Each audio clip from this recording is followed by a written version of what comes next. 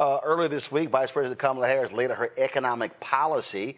Earlier today, I had a chance to catch up with Samantha Tweedy, who is the CEO of the Black Economic Alliance, to talk about how does that policy impact African Americans. Here's our conversation. Samantha, Vice President Kamala Harris has laid out her economic policy. The Black Economic Alliance has taken a look at it. Speak to this, what she's laid out, and how it will specifically benefit African Americans. Absolutely. So first, Roland, it is good to be on with you today. And the Black Economic Alliance is a coalition of Black business leaders who came together with a singular purpose: to leverage the business acumen, network, influence of the Black business community to advance work, wages, and wealth across the entire Black community. Earlier this year, BEA Foundation released our policy agenda to advance Black work, wages, and wealth, with the singular focus on identifying the key policy initiatives that would move the needle on Black economic prosperity and wealth building. Testament to the strength of the policy agenda for Black folks was that within weeks of the release, under the leadership of CBC Chairman Stephen Horsford, the CBC in joint resolutions in the House and Senate, endorsed with all 60 members of the CBC as co-sponsors that agenda. I give all of that background to say, when we look at VP Harris's opportunity economy and the agenda behind it, it is clear to us, full stop, that this is an agenda that is good for Black folks. What I want to get to in a minute is that while that is true, full stop, period, it's also an economy, it's also an agenda that is good for growing the entire American economy. So a couple highlights that we saw in her agenda, which were reflected in our Black work, wages, wealth agenda, things like creating more housing to own and to rent, more good paying jobs, lowering costs. And we see that she's giving more than 100 million working and middle class Americans a tax cut, including, importantly, $6,000 for new parents during the first year of a child's life, making housing more affordable by building 3 million new homes through a new home buyer tax credit, helping more Americans experience the pride of home ownership by providing up to $25,000 for a down payment on a first home, investing in American entrepreneurship, spurring 25 million new business applications in our first term, expanding the startup expense tax deduction from $5K to $50K for new businesses, and I can go on and on and on. The thing that's important to know here is that in addition to creating the policy agenda, we went out and we asked Black voters what those top economic issues are that matter to them for elected officials to prioritize. And these top to bottom: home ownership, renting and buying, being able to advance and expand access to capital for Black entrepreneurs, job and workforce development rose to the top every time. Now, as I mentioned, it's important, and I think when we talk about the context of this opportunity agenda and what it means for Black Americans, that we also call out that this is good for everyone. We have so much data that shows now that when we have an economic agenda like this, one that addresses the racial economic disparities across housing, access to capital, et cetera, what we see, and for example, in city data that came out that told us that if we had closed those kinds of economic disparities over just the last 2 decades, we would have added $16 trillion to the GDP. That's not just the Black GDP, right? That's not just the Black and brown GDP. That's the United States GDP. So the headline here is that this is an economic agenda that is very good for advancing Black economic prosperity and wealth building. And it's an economic agenda that's going to be good for business and grow the entire American economy. But how have you been drilling that down to the regular, average, ordinary brother or sister? And that's the issue that as I travel the country, I often hear folks say, hey, that's all great. That sounds all rosy, but I'm not feeling it. I'm not seeing it. It doesn't impact me. And so what are you doing to specifically communicate that to folks who ordinarily are not operating in Washington, D.C., in New York, who are not necessarily consumers of a lot of news? That's right. And that is so important. I mean, you say all the time here, right, Roland, that Black voters are not a monolith, number one. And number two, that we are going to, and Vice President Harris is going to need to, and every elected official is going to need to work for the vote. And that is going to be true so long as we are still at a place in this country where Black folks are at the losing end of a 6-to-1 racial wealth gap, where we're still looking at housing disparities that are as large as they were during Jim Crow. So we just want to make sure as a starting point that when we are talking to Black voters and with Black voters, that we are starting with that acknowledgement. Now, we just did polling, and important to call out that this polling happened once Vice President Harris was at the top of the ticket. So this is fresh and this is relevant. We did polling across the country with a prioritization on the battleground states that showed us that right now, economic issues are still top of mind for Black voters. And that's above immigration, national security, abortion, everything else. The other thing that the data found was that Black business leaders are the most trusted messengers on those economic issues. 13% more trusted than elected officials, 27% more trusted than celebrities. So what that said to us is that BEA, this nonpartisan coalition of Black business leaders, and all our network and allies need to be in direct conversation with voters right now around these issues. So in addition to running with the vice president and the campaign, we need to run alongside the vice president in the campaign, speaking directly from Black business leaders to voters. So we next week are launching, for this final stretch until Election Day, a direct voter contact program that's going to include both digital ads and text messages. Again, as you've been talking about here, Roland, the ads are great, but we have to be in conversation with voters.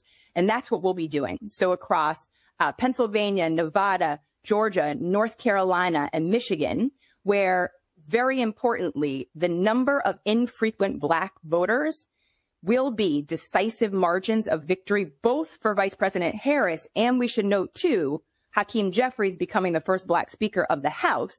And so in all of those states and districts, we'll be having these conversations, leveraging the trusted messengership of the Black business community on the economic issues that we know will motivate Black voters most in this final stretch. Where are these digital ads running, and how many people are we talking about when you're talking about reaching them via text message? It's a perfect question. So we analyzed the infrequent Black voter numbers across states where we know that there are decisive margins of Black voters. So when we look across those 5 states, Georgia, North Carolina, Pennsylvania, Michigan, and Nevada, there are about 1.5 million infrequent Black voters. And from our prior cycles where we've done this kind of engagement with voters, what we know is that we can expect a 45% engagement rate. So what that gets us to is the ability to be in active conversation with 700,000 voters between now and Election Day. So we'll be running those ads, and we'll be doing that direct conversation through text messages where we can make sure that folks have the information they need to vote. We can respond to their questions, and we can provide them with this economic messaging that we know will mobilize and motivate. So you said the ads are running on platforms or directly in text messages? Digital ads and text messages. So we're going to do both strategies because we know that the impact is greater when we can run both, right? You know, you just think about when you've seen an ad on your digital and then you get a message on your phone that's saying the same thing, right? That's reinforcing those messages. They go further. And one thing I would say, I'm sorry, Roland, go ahead. So the digital ads are running where? What platforms are they running on? Oh, what platforms are they going to be running on? They're going to be running on YouTube, and instead of other digital platforms that will vary a bit depending on geography, by us being able to break down where we know Black voters, particularly young male Black voters, are focused, given what we know is still the work that we need to do there to mobilize that critical voting bloc to be able to come through for Election Day. And the one other note I was going to make was we're all sitting here, so many of us, watching our phones blow up every day with text message after text message.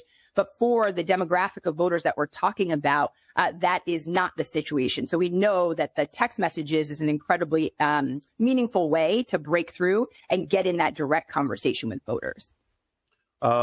Anything in person, anything on the ground?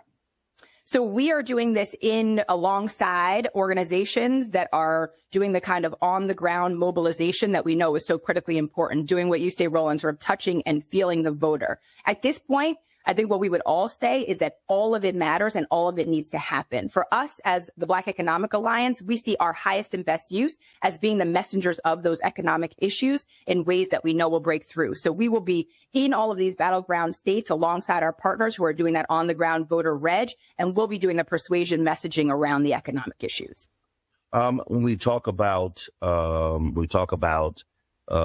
in terms of small businesses, in terms of building capacity, things along those lines, there has been tremendous growth over the last 3 years under Biden-Harris, but frankly, that has not been articulated enough, explained enough. I've had the head of the SBA on as well, and so to me, I think that's also one of the areas. Yeah. And one of the things, like perfect example, when the vice president was in Detroit unveiling her economic plan, I said on the show afterwards that I thought one of the biggest mistakes was not actually having individuals with businesses in the audience. At one point, he would stand up and say, hey, here are people that went out of business during COVID and brought the businesses back.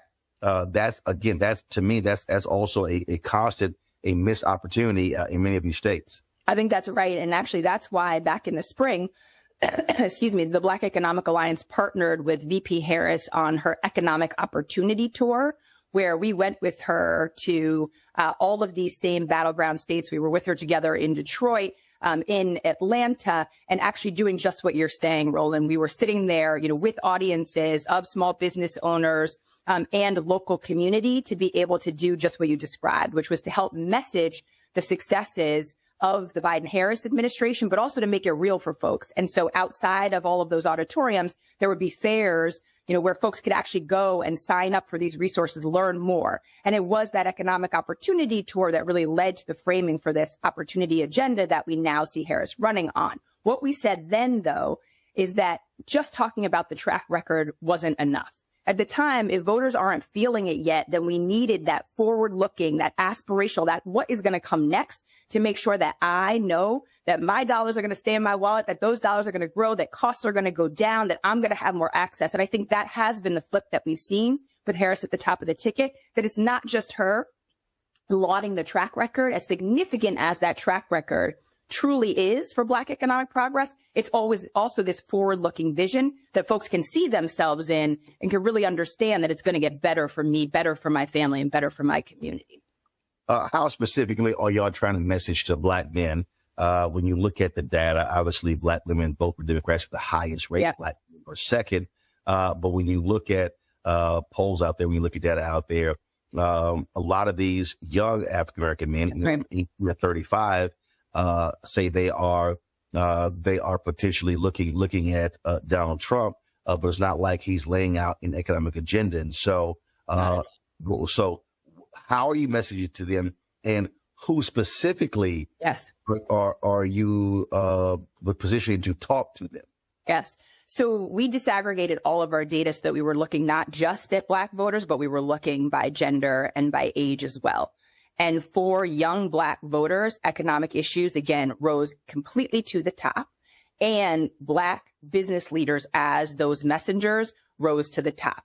Then there were really helpful nuances once we looked, Roland, at the messaging and how you talk about these issues. So, for example, when you talk about lowering costs, which is important to all Black folks, what we saw with men was that talking about this within the context of wages was most persuasive, whereas when you looked at Black women, it said jump straight to lowering costs. And so we were able to learn those kinds of messaging nuances that are going to inform everything that we are saying as we're going out as this coalition of Black business leaders, talking specifically to young Black men. And that's what we have to do. We also have to know that our starting point needs to be to acknowledge the realities, right? If we just jump in, whether it's VP Harris or whether it's us as business leaders running alongside the VP in the campaign, and we start talking about what's coming next without talking about the current state, the pain, the structures, the actual issues that have been holding Black folks back when it comes to economic progress, then our messaging is going to fall on deaf ears. And so that starting point, that acknowledgement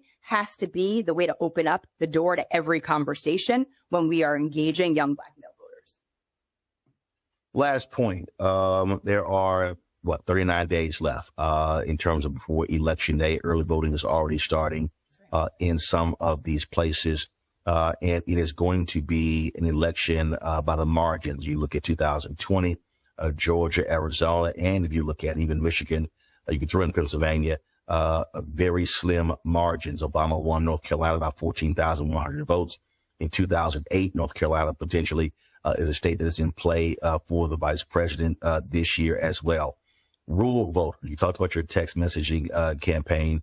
Have you broken down the data in terms of those voters and what they want to hear? Because their concerns in rural North Carolina and rural Georgia are different than what's happening in larger cities. So speak to that. Yeah, that's right. And that's why it's exciting for us to do this as this national coalition, because we have business leaders in Georgia. We have business leaders in North Carolina. And so this isn't just, as you said, DC, New York messaging that's coming to the forefront.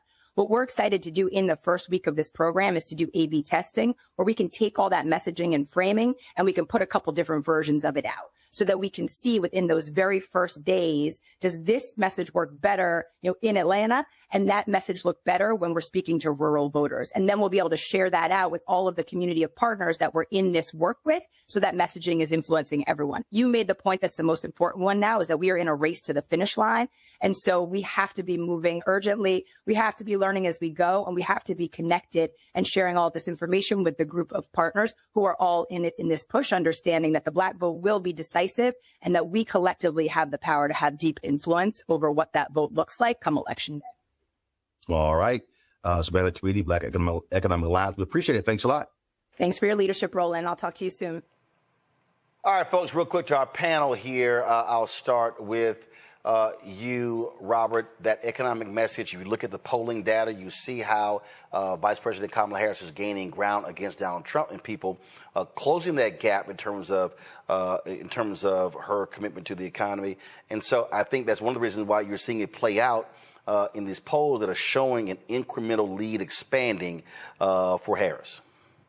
You're absolutely correct. I was with Congressman Jonathan Jackson, who was up in Grand Rapids, Michigan yesterday, speaking to a group of voters, primarily African Americans. And the benefit that Vice President Harris has is that she has a team behind her. She has a roster behind her where you can deploy people across the country to do just as was said, speak to small groups of African American voters, answer the questions, put aside some of the concerns that are being spread by Russian disinformation and COINTELPRO operations online, and tell people exactly what the real economic message is and how it will benefit them. Donald Trump doesn't have that.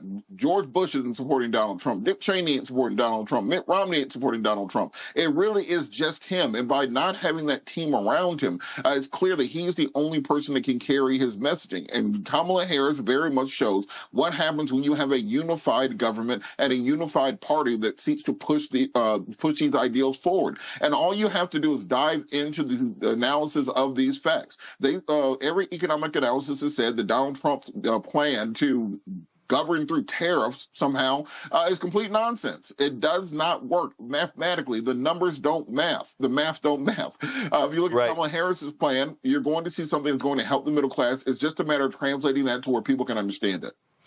The reality here, Michael, is that again, I think people need to calm the hell down and look at this election, because I hate when people say if the election was held today. It's not. Right. It's not. And so what you're seeing is a candidate and a campaign, again, methodically build. The vice presidential debate will be carrying right here on the Blackstone Network, taking place on Tuesday. I doubt there's going to be a second debate between her and Trump. But again, this thing is building, building, building. That's what you're seeing. Absolutely. And, I've been going through her economic plan that was just released that you just discussed. Black Enterprise has a good article dealing with how this plan will help Black people. And one of the things they talk about is dealing with food costs, groceries. And they talk about how Black families spend 1.5 times more on food than white families. So Kamala Harris, as president, introducing a federal ban on price gouging for groceries would disproportionately benefit African Americans, Black people. It talks about directing 33% of federal contracts to Black and Latino-owned small businesses. That's huge. Okay, millionaires are created by federal contracts. Okay, so and I've managed 2 Black-owned companies that had contracts with local and state government. Federal is huge, and you have people who say, "Oh, well, this is not specifically for Black people." Right. Race-based policies are illegal based upon Title VI of the 1964 Civil Rights Act, Section 601, non-discrimination and federally assisted programs. So people have to understand law, but you can write policies that disproportionately positively benefit African Americans. And we see that. And Jelana, the reality is, I love these people who say, Vice President Kamala Harris, she's copy and pasting Biden's economic plan. Well, it is the Biden-Harris agenda. So I would think that if you the Harris in the Biden-Harris agenda and it's going well, that you ain't got a problem doing it. Well, I agree with you there, team. But I think that what's important about Vice President Harris's plan, her economic plan, one, we got to remember she hadn't had all this time to get her message out. She literally took over at the top of the Democratic ticket in was July or August. So for people to expect for her to have explained everything like Donald Trump could have, because he still conceptualizes shit, is wrong. But I think she's doing a good job. And what I think is really important about what she's doing is she's taking into consideration, and I want to make sure I don't mix this, that she's tackling racial and gender disparities by investing in communities of color and promoting economic justice. Why is that important? Because in this climate of Republicans and Trump getting rid of DEI, right, talking about critical race theory, where you want to just erase where we are today and why we are where we are today, we've got to have policies that address why and where we are today. Also, insofar as affordable housing, we need affordable rental. We talked about affordable home ownership if you want, but also we have a homelessness problem, and there are a lot of kids who are homeless. And I will tell you that Vice President Harris's economic plan addresses homelessness. You can go to any city and you will see where the mayors in those big cities are trying to move out the homeless population with their conventions and things coming. If you don't have a stable place to stay, you can't get a job, you can't get rest, you don't have a place to keep your food. Everything. Visit our website, AfricanHistoryNetwork.com, AfricanHistoryNetwork.com. You can register for the online history classes that I teach. We deal with thousands of years of history.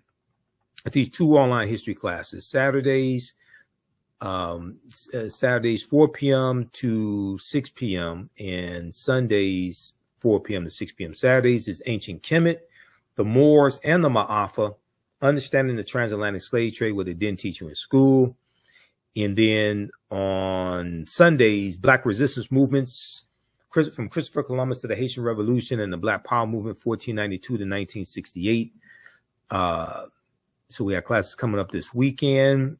Classes on sale, $80.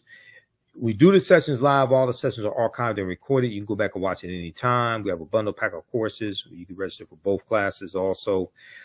I do a PowerPoint presentation. We have book references, articles, video clips.